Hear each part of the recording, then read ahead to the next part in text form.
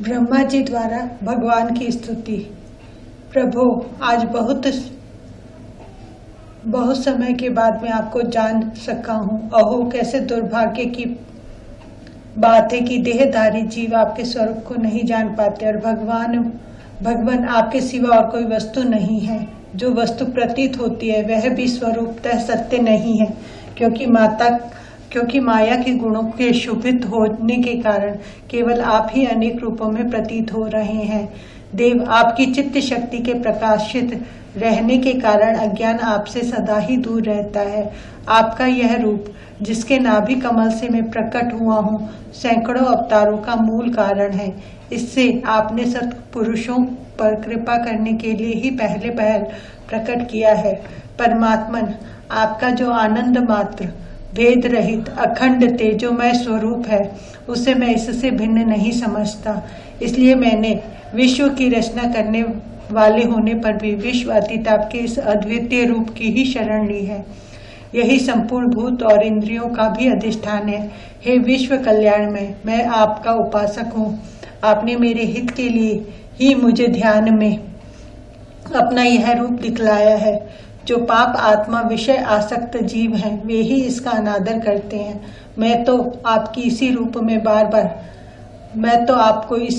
बार बार नमस्कार करता हूँ। मेरे स्वामी, जो लोग वेद रूप वायु से लाई हुई आपके चरण रूप कमल कोश की गंध को अपने कर्णपुटों से ग्रहण करते हैं, उन अपने भक्त जनों के हृदय कमल से आप कभी दूर नहीं होते, क्योंकि वे पराभक्ति रूपी डोरी से आपको पराभक्ति रूप डोरी से आपके पाद पद्मों को बांध लेते हैं। जब तक पुरुष आपके अभयप्रद चरण अरविंदों का आश्रय नहीं लेता, तभी तक उसे धन, घर और बंधुजनों के कारण प्राप्त होने वाले भय, शोक, लालसा, दीनता और अत्यंत लोभ आदि सताते हैं, और तभी तक उसे मेरेपन का दुराग्रह रहता है, जो दुख का एकमात्र कारण है। जो लोग सब प्रकार के अमंगलों को नष्ट करने वाले आपके श्रवण, कीर्तन आदि प्रसंगों से इंद्रियों को हटाकर लेश मात्र विशेष सुख के लिए दीन और मन ही मन लालायित होकर निरंतर दुष्कर्मों में लगे रहते हैं, उन बेचारों की बुद्धि दैव ने हर ली है। अच्युत उरुक्रम, इस प्रजा को भूख, प्यास, वात, पित्त, कफ, सर्दी, गर्मी, हवा और वर्षा से, परस्पर एक दूसरे से तथा कामाग्नि और दुस्सह क्रोध से बार बार कष्ट उठाते देखकर मेरा मन बड़ा खिन्न होता है। स्वामिन, जब तक मनुष्य इंद्रिय और विषय रूपी माया के प्रभाव से आपसे अपने को भिन्न देखता है, तब तक उसके लिए इस संसार चक्र की निवृत्ति नहीं होती। यद्यपि यह मिथ्या है, तथापि कर्म फल भोग का क्षेत्र होने के कारण उसे नाना प्रकार के दुखों में डालता रहता है। देव, औरों की तो बात ही क्या, जो साक्षात मुनि हैं, वे भी यदि आपके कथा प्रसंग से विमुख रहते हैं तो उन्हें संसार में फंसना पड़ता है। वे दिन में अनेक प्रकार के व्यापारों के कारण विक्षिप्त चित्त रहते हैं, रात्रि में निद्रा में अचेत पड़े रहते हैं। उस समय भी तरह तरह के मनोरथों के कारण क्षण क्षण में उनकी नींद टूटती रहती है, तथा दैववश उनकी अर्थ सिद्धि के सब उद्योग भी विफल होते हैं। नाथ, आपका मार्ग केवल गुण श्रवण से ही जाना जाता है। आप निश्चय ही मनुष्यों के भक्ति योग के द्वारा परिशुद्ध हुए हृदय कमल में निवास करते हैं। पुण्य श्लोक प्रभु, आपके भक्तजन जिस भावना से आपका चिंतन करते हैं, उन साधु पुरुषों पर अनुग्रह करने के लिए आप वही रूप धारण कर लेते हैं। भगवान, आप एक हैं तथा संपूर्ण प्राणियों के अंतःकरणों में स्थित उनके परम हितकारी अंतरात्मा हैं। इसलिए यदि देवता लोग भी हृदय में तरह तरह की कामनाएं रखकर भांति भांति की विपुल सामग्रियों से आपका पूजन करते हैं,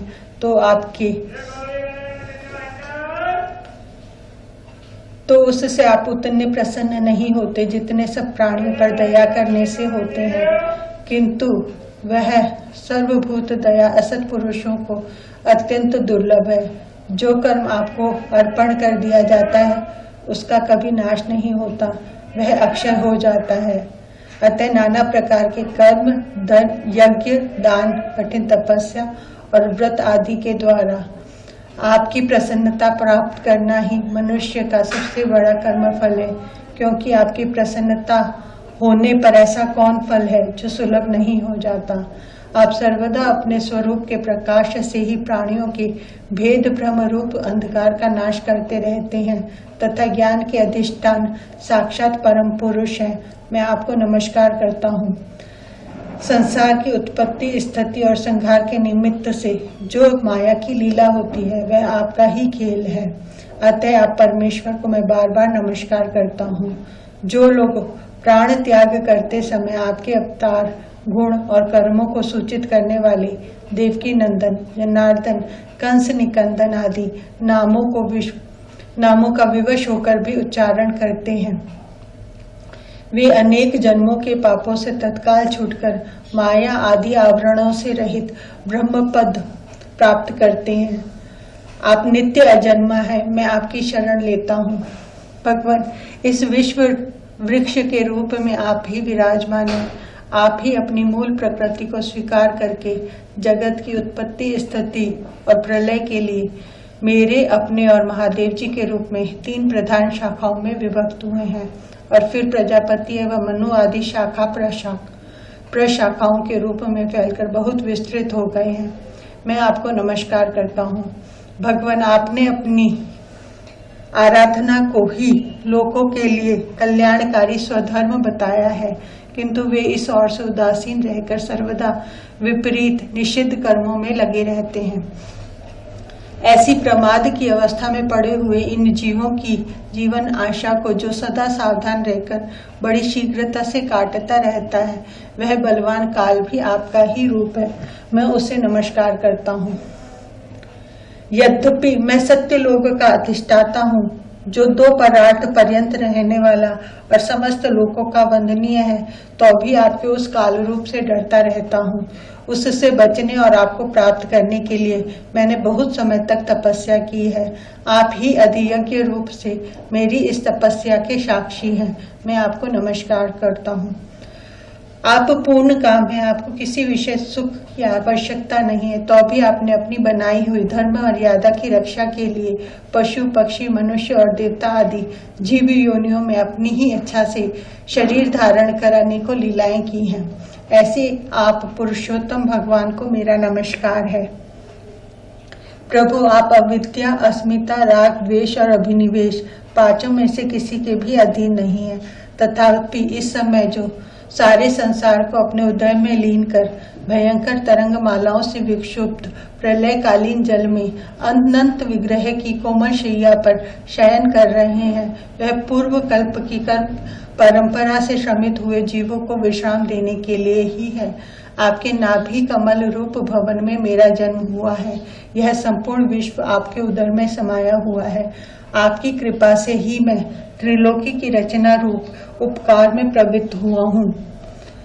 इस समय योग निद्रा का अंत हो जाने के कारण आपके नेत्र कमल विकसित हो रहे हैं। आपको मेरा नमस्कार है। आप संपूर्ण जगत के एकमात्र सुहृद और आत्मा है तथा शरणागतों पर कृपा करने वाले हैं। अतः अपने जिस ज्ञान और ऐश्वर्य से आप विश्व को आनंदित करते हैं, उसी से मेरी बुद्धि को भी युक्त करें, जिससे मैं पूर्व कल्प के समान इस समय भी जगत की रचना कर सकूं।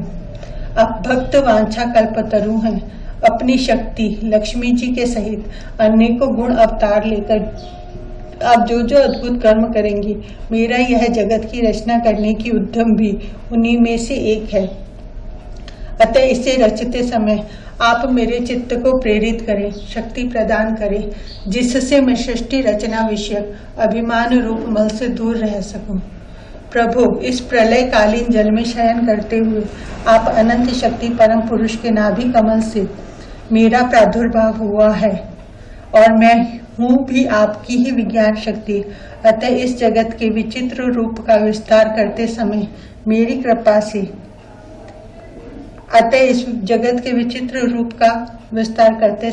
आपकी कृपा से मेरे वेद रूप वाणी का उच्चारण लुप्त न हो। आप अपार करुणामय पुराण पुरुष हैं। आप परम प्रेममयी मुस्कान के सहित अपने नेत्र कमल खोलिए और शेष शैया से उठकर विश्व के उद्भव के लिए अपनी सुमधुर वाणी से मेरा विषाद दूर कीजिए। श्री मैत्रेय जी कहते हैं, विदुर जी इस प्रकार तप विद्या और समाधि के द्वारा अपने उत्पत्ति स्थान श्री भगवान को देखकर तथा अपने मन और वाणी की शक्ति के अनुसार उनकी स्तुति कर ब्रह्मा जी थके से होकर मौन हो गए। श्री मधुसूदन भगवान ने देखा कि ब्रह्मा जी इस प्रलय जल राशि से बहुत घबराए हुए हैं तथा लोक रचना के विषय में कोई निश्चित विचार न होने के कारण उनका चित्त बहुत खिन्न है। तब उनके अभिप्राय को जानकर वे अपनी गंभीर वाणी से उनका खेद शांत करते हुए कहने लगे। श्री भगवान ने कहा, वेदगर्भ तुम विषाद के वशीभूत हो, आलस्य न करो, सृष्टि रचना के उद्यम में तत्पर हो जाओ। तुम मुझसे जो कुछ चाहते हो उसे तो मैं पहले ही कर चुका हूँ। तुम एक बार फिर तप करो और भगवत ज्ञान का अनुष्ठान करो। उनके द्वारा तुम सब लोगों को स्पष्टतया अपने अंतःकरण में देखोगे। फिर भक्ति युक्त और समाहित चित्त होकर तुम संपूर्ण लोक और अपने में मुझको व्याप्त देखोगे और मुझ में संपूर्ण लोक और अपने आप को देखोगे। जिस समय जीव काष्ठ में व्याप्त अग्नि के समान समस्त भूतों में मुझे ही स्थित देखता है, उसी समय वह अपने अज्ञान रूप मल से मुक्त हो जाता है। जब वह अपने को भूत, इंद्रिय, गुण और अंतःकरण से रहित तथा स्वरूपतः मुझसे अभिन्न देखता है, तब मोक्ष पद प्राप्त कर लेता है। ब्रह्मा जी नाना प्रकार के कर्म संस्कारों के अनुसार अनेक प्रकार की जीव सृष्टि को रचने की इच्छा होने पर भी तुम्हारा चित्त मोहित नहीं होता। यह मेरी अतिशय कृपा का ही फल है। तुम सबसे पहले मंत्र दृष्टा हो। प्रजा उत्पन्न करते समय भी तुम्हारा मन मुझ में ही लगा रहता है। इसी से पाप में रजोगुण तुमको बांध नहीं पाता। तुम मुझे भूत, इंद्रिय, गुण और अंतःकरण से रहित समझते हो। इससे जान पड़ता है कि यद्यपि देहधारी जीवों को मेरा ज्ञान बहुत कठिन है, तथापि तुमने मुझे जान लिया है। मेरा आश्रय कोई है या नहीं, इस संदेह से तुम कमल नाम के द्वारा जल में उसका मूल खोज रहे थे, सो मैंने तुम्हें अपना यह स्वरूप अंतःकरण में ही दिखलाया है। प्यारे ब्रह्मा जी, तुमने जो मेरी कथाओं के वैभव से युक्त मेरी स्तुति की है और तपस्या में जो तुम्हारी निष्ठा है, वह भी मेरी ही कृपा का फल है। लोक रचना की इच्छा से तुमने सगुण प्रतीत होने पर भी जो निर्गुण रूप से मेरा वर्णन करते हुए स्तुति की है, उससे मैं बहुत प्रसन्न हूँ। तुम्हारा कल्याण हो। मैं समस्त कामनाओं और मनोरथों को पूर्ण करने में समर्थ हूँ। जो पुरुष नित्य प्रति इस स्तोत्र द्वारा स्तुति करके मेरा भजन करेगा, उस पर मैं शीघ्र ही प्रसन्न हो जाऊंगा। तत्ववेत्ताओं का मत है कि पूर्त, तप, यज्ञ, दान, योग और समाधि आदि साधनों से प्राप्त होने वाला जो परम कल्याणमय फल है, वह मेरी प्रसन्नता ही है। विधाता, मैं आत्माओं का भी आत्मा और स्त्री, पुत्र आदि प्रियों का भी प्रिय हूँ। देह आदि भी मेरे ही लिए प्रिय हैं, अतः मुझ में ही प्रेम करना चाहिए। ब्रह्मा जी, त्रिलोकी को तथा जो प्रजा इस समय मुझ में लीन है, उसे तुम पूर्व कल्प के समान मुझसे उत्पन्न हुए अपने सर्व वेदमय स्वरूप से स्वयं ही रचो।